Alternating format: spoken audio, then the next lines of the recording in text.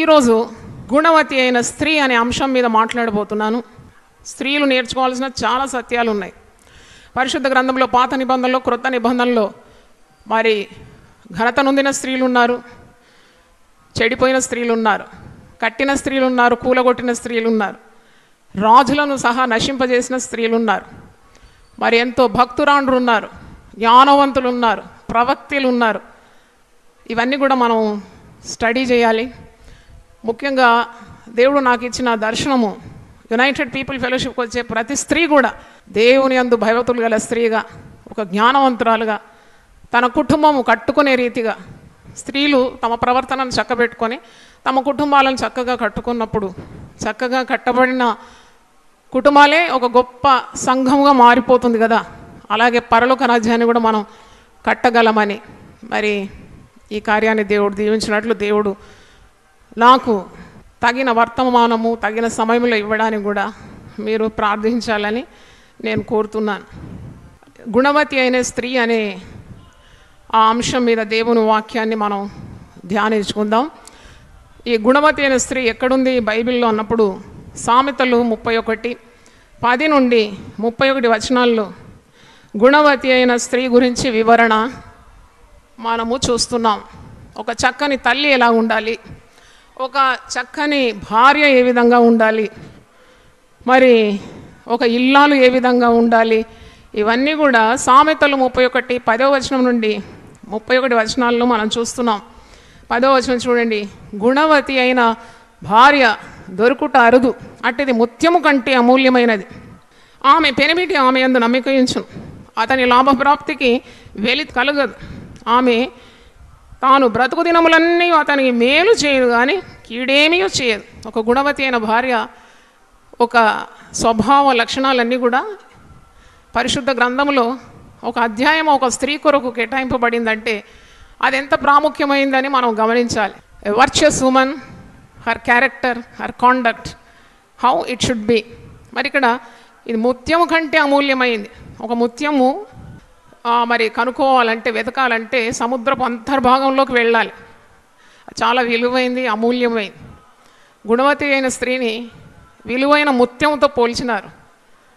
అటువంటి స్త్రీలు దొరుకుట అరుదంట. మరి వారు చాలా విలువైన వారు, ముత్యము కంటే అమూల్యమైందని. ఆమె పెనిమిటి ఆమె యందు నమ్మిక ఉంచును. ఆమె పెనిమిటికి ఆమె మీద అనుమానం ఉండదు, ఎందుకంటే ఆమె సత్ప్రవర్తన గల స్త్రీ. భర్త పూర్తిగా అటు స్త్రీలను నమ్ముతున్నాడు, అటు స్త్రీని నమ్ముతున్నాడు. ఆమె మరి అతని లాభప్రాప్తికి వెలితి కలగదు, అతనికి ఏ కీడు ఆమె చేయదు.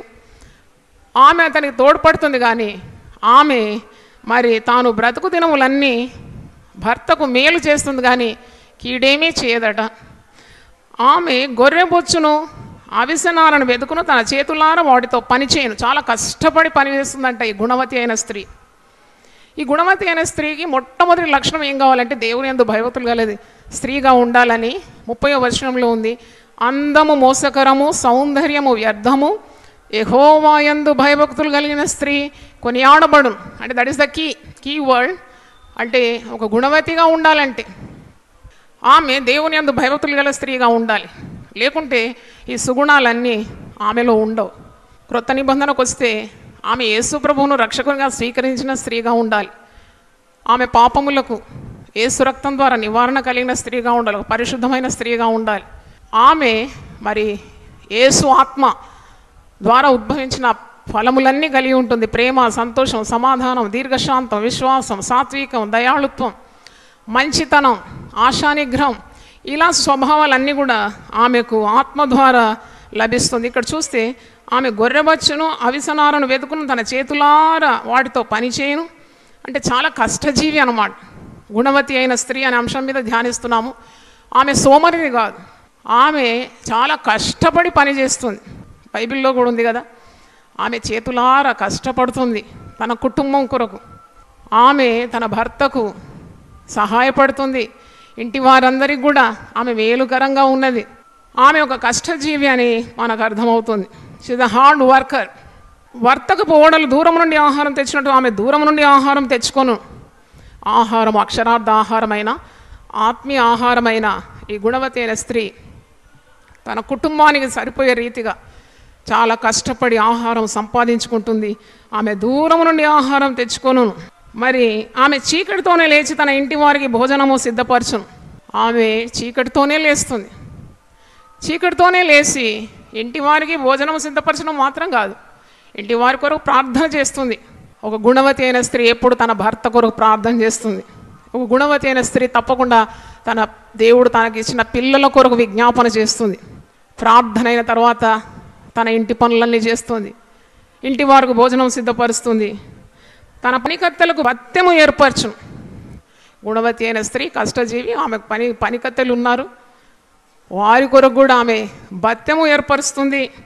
ఆమె పొలమును చూచి దాన్ని తీసుకొను, తాను కూడబట్టిన ద్రవ్యము పెట్టి ద్రాక్ష తోట ఒకటి నాటించును. అంటే ఇవన్నీ అవి షీజ్ అ బిజినెస్ ఎంటర్ప్రెన్యూర్. ఆమె వ్యాపారస్తురాలన్నమాట. ఇంటి పనులు చేస్తుంది, ఆమె వ్యాపారం చేసి డబ్బు సంపాదిస్తుంది. మనకు తెలుసు కదా, చాలామంది స్త్రీలు పెద్ద పెద్ద కంపెనీస్లో పనిచేస్తున్నారు. వారు ఇంట్లో భార్యగా ఉన్నారు, పిల్లలకు తల్లిగా ఉన్నారు, ఉదయమే లేస్తున్నారు, ఇంటి పనులన్నీ చక్కబెట్టుకొని మరెంతో దూర ప్రయాణం చేసి అక్కడ ఉద్యోగాలు చేసి వారి చేతుల కష్టార్జితం తెచ్చి కుటుంబం వర్ధిల్లాలని వారు ఎంతో ప్రయాసపడుతున్నారు. అట్టి స్త్రీలను ఉద్దేశించి మనము ఇది అర్థం చేసుకోవాలి. ఆమె మరి కూడబెట్టిన ద్రవ్యం పెట్టి ద్రాక్ష తోట ఒకటి నాటించు. అంటే ఆమె దినదినము అభివృద్ధి పొందుతుంది, కానీ ఆమెకు ఏ లోటుపాట్లు కలగడం లేదు. ఆమె అన్నీ కొనుక్కుంటుంది. అంటే ఆమె కుటుంబాన్ని పైకి తేవడానికి ఆమె సాయశక్తుల ప్రయాసపడుతుందని అర్థం. ఆమె స్థలం కొనుక్కుంటుంది, భూమి కొనుక్కుంటుంది, ద్రాక్ష తోట నాటిస్తుంది. అంటే she is working day in and day out. ఉదయమే లేస్తుంది, ప్రార్థన చేస్తుంది, పని చేస్తుంది. కొందరు స్త్రీలు పని చేస్తే ప్రార్థన చేయరు, ప్రార్థన చేస్తే ఇంటి పని చేయరు. కానీ నువ్వు ప్రార్థన చేయాలి, పని కూడా చేయాలి.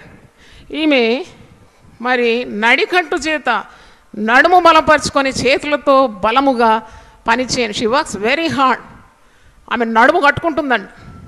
నడుము నొప్పి అని ఇంటిలో ఎప్పుడు ఏడుపు కాదు, కానీ she strengthens her, she girds up her loins అని ఇంగ్లీష్లో ఉంది.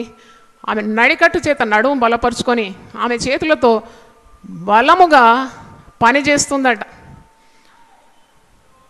అంటే ఆమె సోమరిది కాదు, సమయాన్ని వ్యర్థం చేయడం లేదు. దేవుడు ఆమెకి ఇచ్చిన తలాంతులను చక్కగా వాడుతుంది తన కుటుంబ క్షేమాభివృద్ధి కొరకు.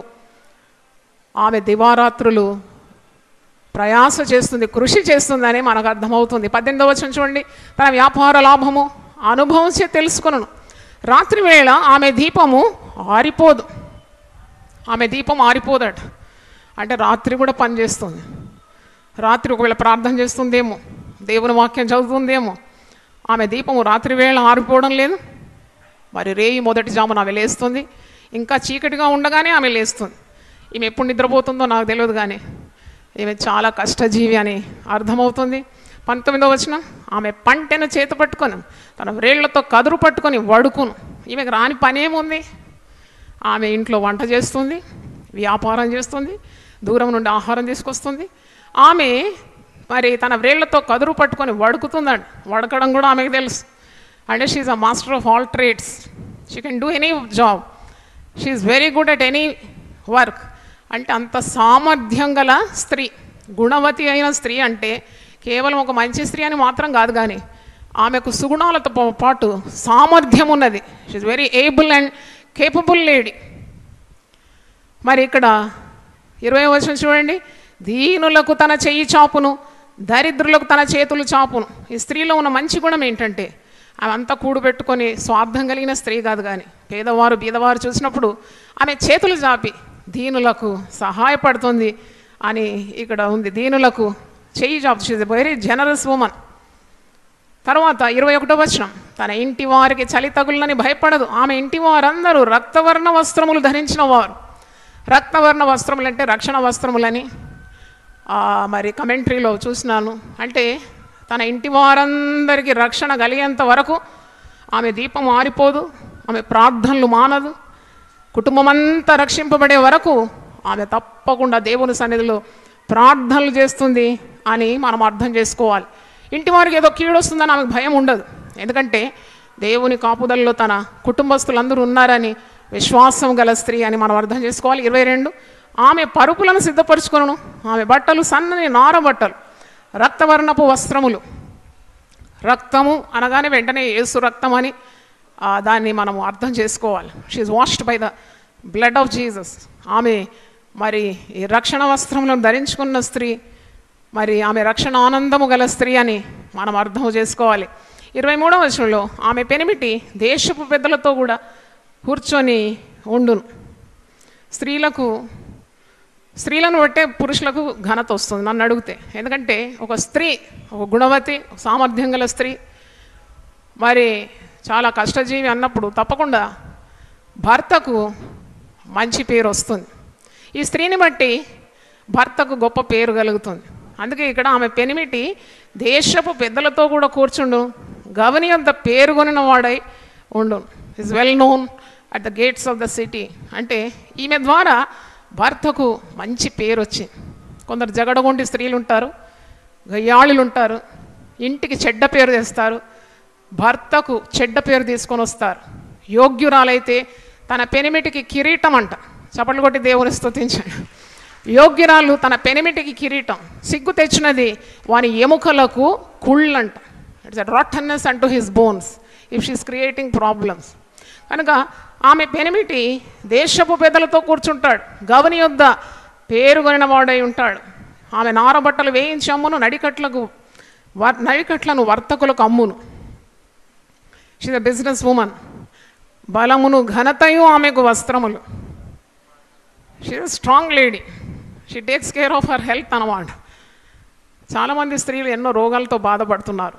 ఎందుకు అంటే వారికి ఏ ఆహారంలో మరి ఏ వైటమిన్స్ ఉంది, ఏది పోషక విలువలు ఉంది, చాలామందికి తెలియదు. తన ఇంటి వారి ఆరోగ్యాన్ని ఏ విధంగా కాపాడుకోవాలి, తన ఆరోగ్యం ఏ విధంగా కాపాడుకోవాలి. ఇక్కడ ఈ స్త్రీ చాలా she's a strong woman. She takes care of her entire family, her husband and children. She takes care of her health and the health of the family. బలము ఘనత ఆమెకు వస్త్రములుగా ఉంది. కొంతమంది స్త్రీలు ఎప్పుడు కూడా రెడీమేడ్ ఫుడ్ కొనుక్కొస్తారు. కష్టపడాలి నీ ఇంటి కొరకు. వాక్యం ఏమంటుంది? నువ్వు ప్రయాసపడాలి. నీకు కుటుంబం దేవుడు ఇచ్చినాడు, ఒక భర్తని ఇచ్చినాడు, పిల్లల్ని ఇచ్చినాడు. గర్భఫలము యెహోవా ఇచ్చు బహుమానం కదా. భర్త నీకు శిరస్సుగా దేవుడు ఇచ్చినాడు కదా. Your a family women. నువ్వు ఒక చక్కని ఇల్లాలుగా ఉండాలి. ఇంటికి దీపం ఇల్లాలనే అంటారు. ఇంటికి దీపం ఆ పురుషుడు అని ఎక్కడ లేదు. ఎందుకంటే ఓ ఇల్లు నీవు ప్రవేశించగానే ఆ ఇంటిని చూసి ఇల్లాలు గుణమంతా కూడా నీకు తెలుసుకోవచ్చు. How she keeps her house. ఆమె స్వభావం అంతా బయటపడుతుంది. ఒక ఇంట్లో నువ్వు ప్రవేశించినప్పుడు తెలిసిపోతుంది ఆ ఇల్లాలు స్వభావం. ఆమె సోమరిది కాదు, కష్టపడుతుంది. బలమును ఘనతయు ఆమెకు వస్త్రములుగా ఉంది.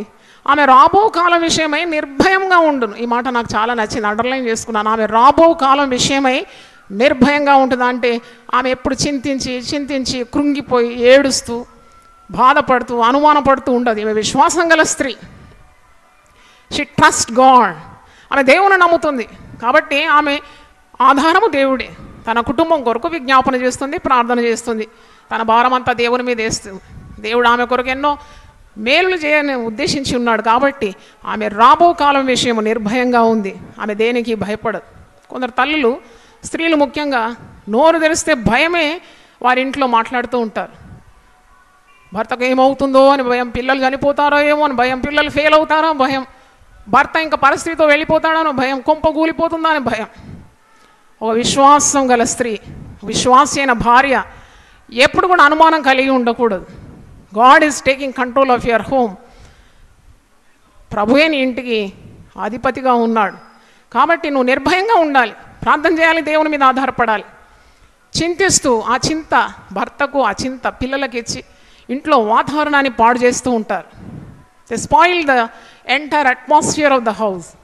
భర్త అలసిపోయి ఆఫీస్ నుండి రాగానే సమస్యలు చెప్పడం ఆరంభిస్తారు. కొద్దిగా కూర్చొని కొద్దిగా నిమ్మరసం ఏదాన్ని ఇచ్చి కొద్దిగా చల్లగైన తర్వాత మెల్లగా ప్రేమతో చెప్పాలి. కానీ వస్తూనే కిరోసిన్ లేదు, అది లేదు, ఇది లేదు అని రికార్డ్ చేస్తూ ఉంటారు. అట్టి కుటుంబాల్లో శాంతి సమాధానం ఉండదు. ఎందుకంటే ఆమె జ్ఞానవంతురాలు కాదు. పరిశుద్ధ గ్రంథం ఏమంటుంది? సామెతలు 14:1 జ్ఞానవంతురాలు ఇల్లు కడుతుంది, 3 తన చేతులతో తన ఇల్లు ఊడబెరికిపోతుంది. She plucketh her house with her own hands. అంటే ఇల్లు కూలిపోయిందంటే ఇంకొకరి చేతులు కాదు, ఆ 3 రాళ్ళ చేతులతోనే ఇల్లు పాడైపోయింది. పిల్లలు పెడదారిలో పోయినారు, భర్త పెడదారిలో పోయినాడు, ఆ కొంప కూలిపోయిందని. అందుకే ఒక జ్ఞానవంతురాలు ఇల్లు కడుతుందని మరి పరిశుద్ధ గ్రంథంలో మనం చూస్తున్నాం. ఇక్కడ ఆమె రాబో కాలం విషయమే నిర్భయంగా, she has faith in God, she trust God, she is a prayerful woman, that's why she is not worried about the future. తర్వాత 26వ వచనం చూడ, ఆమె జ్ఞానము కలిగి తన నోరు తెరచం, కృపగల ఉపదేశము ఆమె బోధించం. She controls her tongue. చూడండి, నాలుక ద్వారానే కదా, జీవం మరణములు నాలుక వశం. ఒక గృహంలో ఒక స్త్రీ సరిగ్గా మాట్లాడకుంటే, ఆమె తన నాలుకను అదుపులో ఉంచుకుంటే ఇల్లంతా కలహం వాతావరణం వచ్చేస్తుంది. అటు భర్త పిల్లలు పెద్ద కలహం. అంటే God has given so much skill for a women, so much wisdom for a women, she can easily balance everything very well. అంటే దేవుడు ఆమెకు అంత సామర్థ్యం ఇచ్చినాడు. తన కుటుంబాన్ని సంతోషంగా సమాధానంగా, భర్తను నెమ్మదిగా, పిల్లలను నెమ్మదిగా ఉంచడానికి ఆమెకు గొప్ప సామర్థ్యం దేవుడు ఇచ్చాడు. ఆమె నోరు జాగ్రత్తగా వాడుతుంది. ఆమె జ్ఞానం కలిగి ఒక్కొక్క మాట మాట్లాడుతుందండి. కొందరు తల్లులు పిల్లలను చెడ్డ మాటలు తిడుతూ ఉంటారు, భర్తలను తిడుతూ ఉంటారు, చెడ్డ మాటలు, భూతులు మన విశ్వాస స్త్రీలే. You will never prosper in your family life. నీకు ఏదైనా భారం ఉంటే ప్రభు పాదాలు తప్ప మరి ఇంకే ఆశ్రయం ఉంది?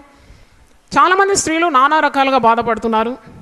త్రాగుబోతులతో, హస్బెండ్స్ ఆర్ డ్రంకర్డ్స్, అట్టి త్రాగుబోతులతో కాపురం చేసే స్త్రీలు ఉన్నారు.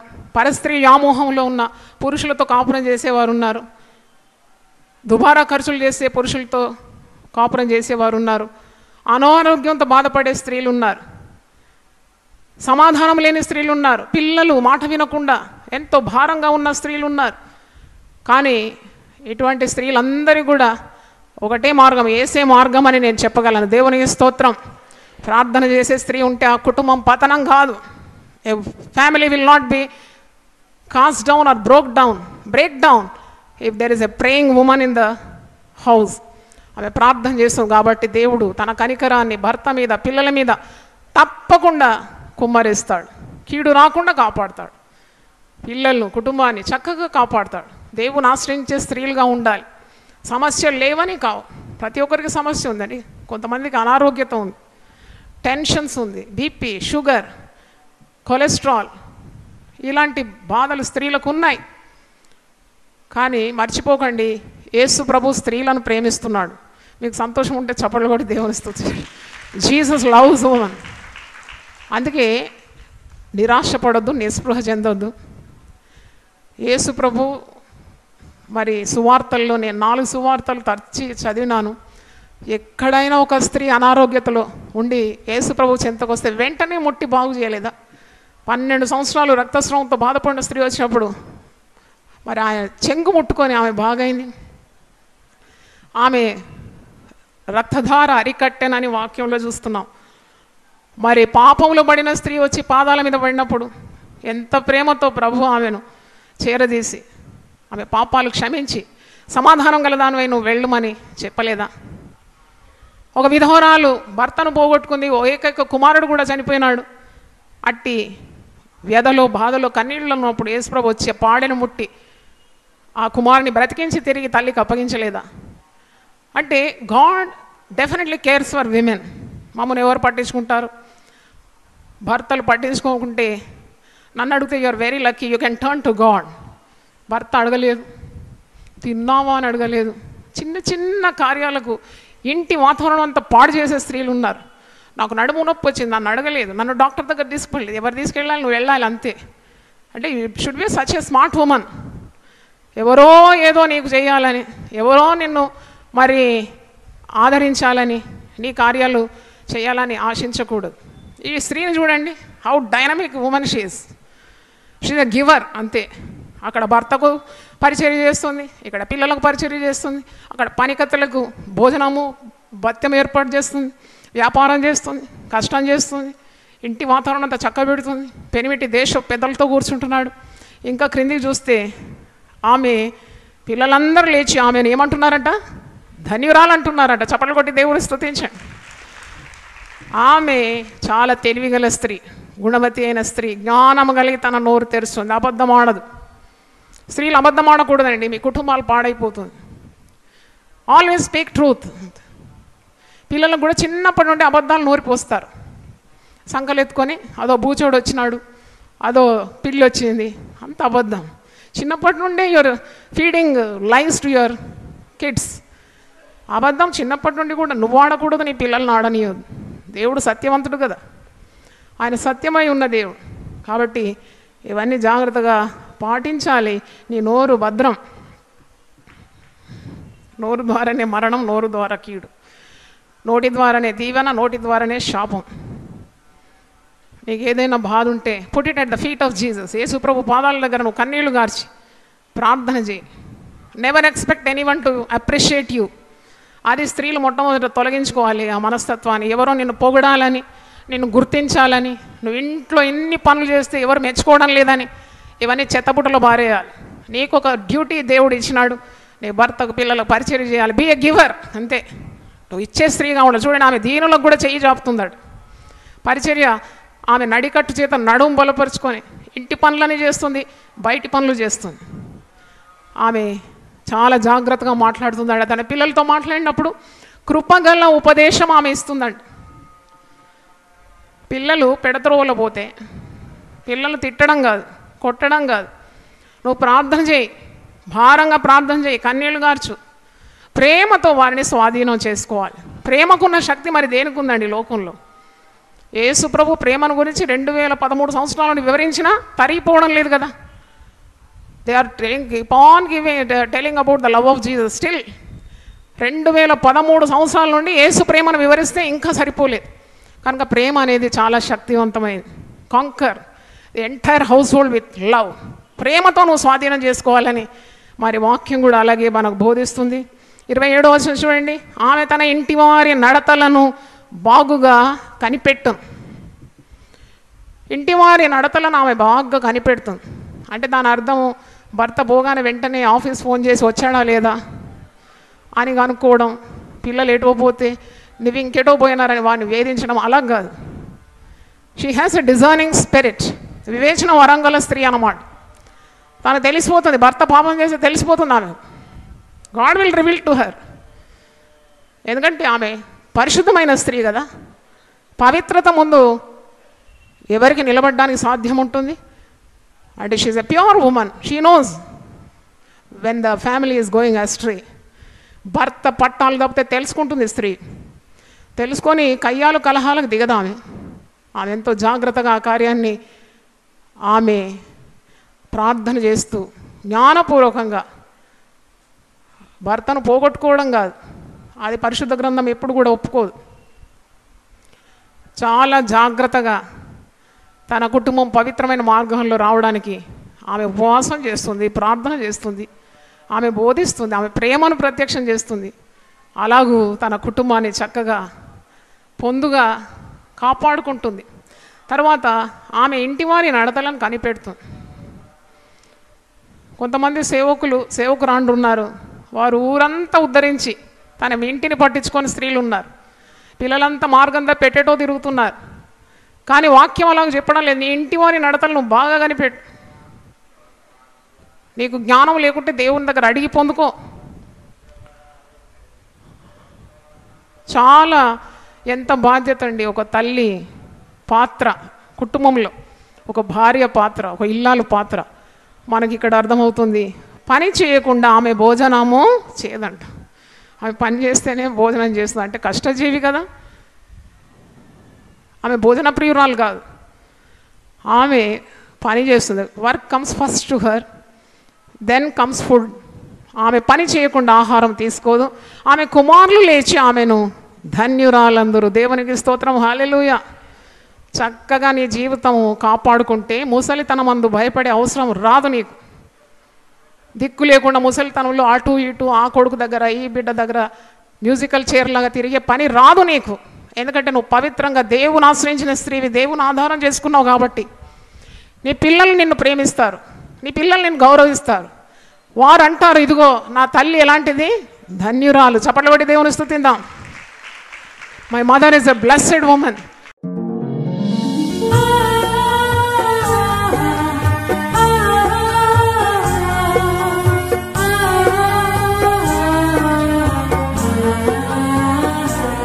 నీ ధనము నీ ఘనము ప్రభు యేసుదే, నీ దశమా భాగము నీయ వెనుదీతువా. నీ ధనము నీ ఘనము ప్రభు యేసుదే, నీ దశమా భాగము నీయ వెనుదీతువా. ధరలోన ధనధాన్యములనీయగా కరుణించి కాపాడి రక్షింపగా. ధరలోన ధనధాన్యములనీయగా కరుణించి కాపాడి రక్షింపగా. పరలోకనాదుండు నీకీయగా మరి యేసు కొరకీయ వెనుదీతువా. పరలోకనాథుండు నీకీయగా మరి యేసు కొరకీయ వెనుదీతువా. నీ ధనము నీ ఘనము ప్రభు యేసుదే, నీ దశమా